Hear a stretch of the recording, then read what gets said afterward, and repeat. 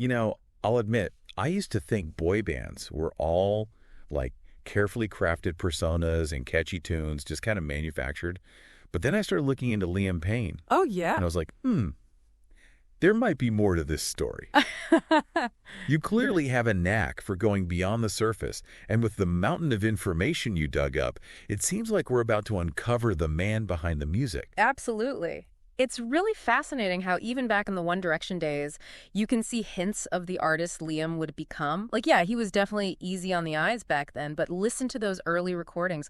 The power in his vocals, even then. Right. It was undeniable. He wasn't just along for the ride.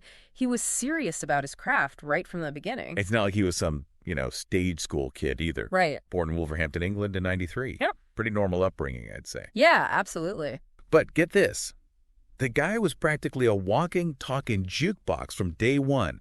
School choirs, local talent shows, you name it, he was there belting it out. And that's an important point to emphasize. This wasn't manufactured talent. We're talking about a kid who first auditions for the X Factor at 14. 14. 14. He doesn't make it through, but does he give up? No. He comes back at 15 and tries again. 2 times. Yeah. This guy was determined. Exactly. That kind of drive at that age, it's telling, And it's actually on that second try in 2010 that Simon Cowell sees something special, sees that diamond in the rough, and boom, the One Direction concept is born.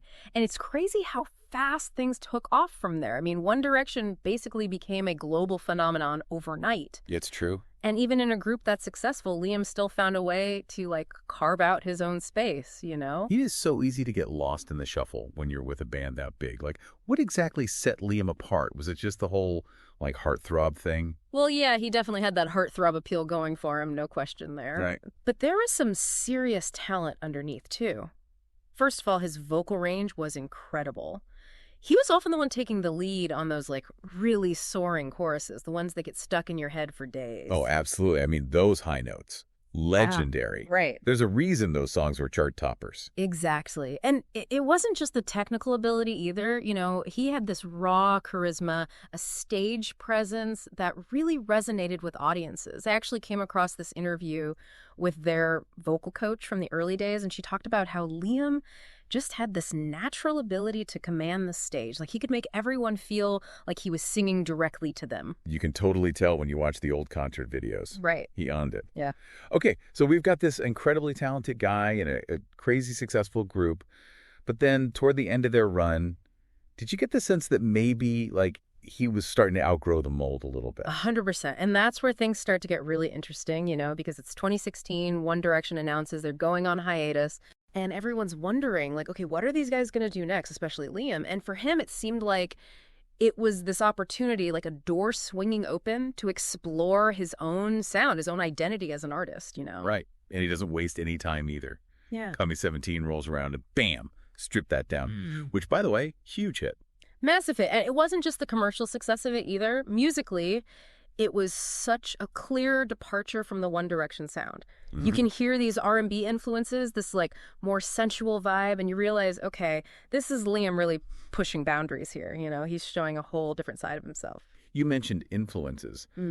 Were there any specific artists that kind of, inspired this new direction? It does make you wonder. It makes you wonder about the pressure, you know, to go from this massively successful band to going solo, finding your own sound. Did he ever talk about that, those challenges? He did, yeah. In a few interviews, actually, Liam talked about this period of self-discovery, almost like he needed to step away from the whole One Direction persona, figure out who Liam Payne, the solo artist, really was. And he was pretty open about it being a struggle, Yeah. Finding his footing, dealing with all the expectations that come with that kind of fame. Right. And I think that's important to remember, especially with all the rumors and speculation that pops up online. It's easy to forget that these are real people with real feelings. Speaking of, you've done your research here, and we've got to address this. There's been some, concerning stuff online about Liam's well-being. And it's responsible of you to ask about it and want to clarify. So let me just say this directly. As of today, October 17th, 2024, Liam Payne is alive and well. Those rumors about his death are completely false, often just fueled by the echo chamber of social media. Yeah. And that's why it's so important to focus on credible sources, verified information, not just sensationalized clickbait, A good reminder for all of us, really. And it's not just like the online world either. I mean, life has its ups and downs for everyone, right? Mm-hmm. Fatherhood, past relationships, it's all part of his story. But I have to say, looking at everything, it seems like he's really dedicated to mental health awareness. Absolutely. He's used his platform to bring attention to that in a really positive way. He's talked openly about his own struggles, encouraging others to seek help, to not let the stigma around mental health stop them from getting support. And it's not just talk either. He's actively involved with some great charities doing important work in this area. It really does add another dimension to his story, you know? Yeah. He's not just creating music, he's trying to make a real difference. But speaking of his music, I mean, he didn't just release Strip That Down and stop there. Oh, no, not at all. He kept going, experimenting with all these different sounds, different artists. Right, like who were some of his collaborators and what were those experiences like? Those collaborations are huge when it comes to understanding his growth as an artist. Like working with people like Rita Ora, J Balvin, you see him blending genres, pushing his vocal abilities in completely new directions. And it just goes to show he's not content with fitting into any one box. He's breaking down walls, exploring every facet of his musicality. Which makes you think, where's he going to go next? Yeah, bang. Because if there's one thing we can take away from this whole deep dive, it's that Liam Payne's journey is far from over.